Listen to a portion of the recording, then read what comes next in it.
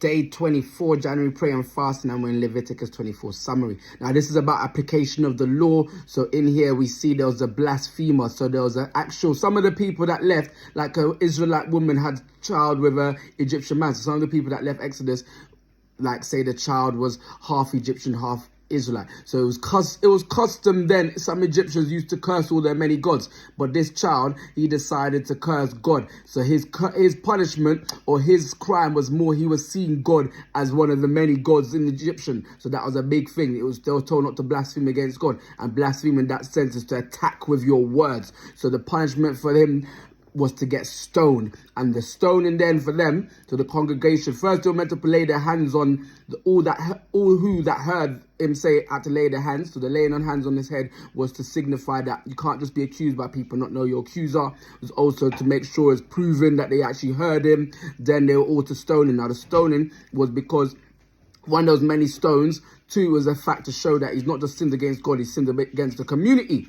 And then what else did we have in the chapter? So we had in the chapter, then God also gives them commandments about eye for eye. If someone kills someone, then they'll lose their life. But if they kill an animal, then they have to give an animal. So it's about, some people took the eye for eye as a literal thing of you take an eye, I'll take your eye. But it wasn't meant to be a command like that. It was meant to be about limit.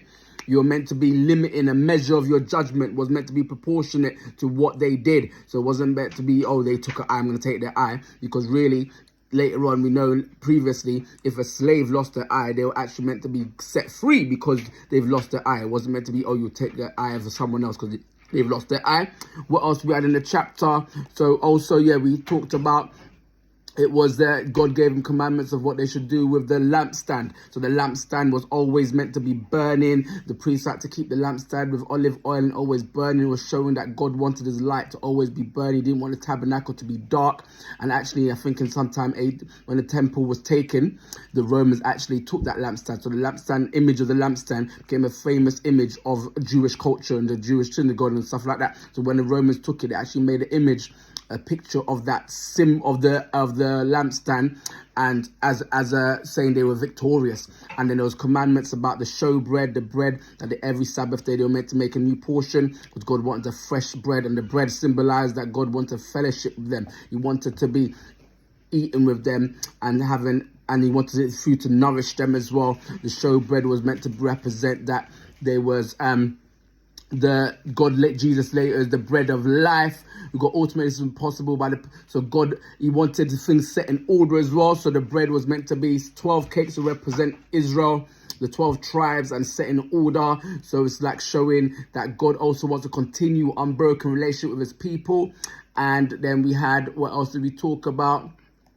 Yes, a set in order. So to summarize the chapter, where are we? Yeah, so we talk about the lampstand. So the light was always, God didn't want the tabernacle to be dark. And in a sense, the church were meant to be the light of the world as well. So in a sense, we're meant to continue burning, continue to be light.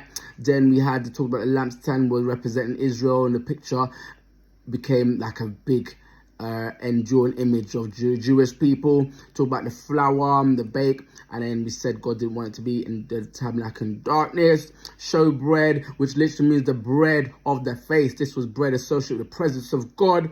And then we talk about the crime of the Egyptian blasphemer. We said blasphemer means you've attacked someone, especially God, with your words. And then we talked about then all who heard him had to lay their hands. And yeah, I'm talking about eye for eye. Didn't mean literal eye for eye. It was about God intended this as a limit. So no man or judge would set judgment merely as they pleased.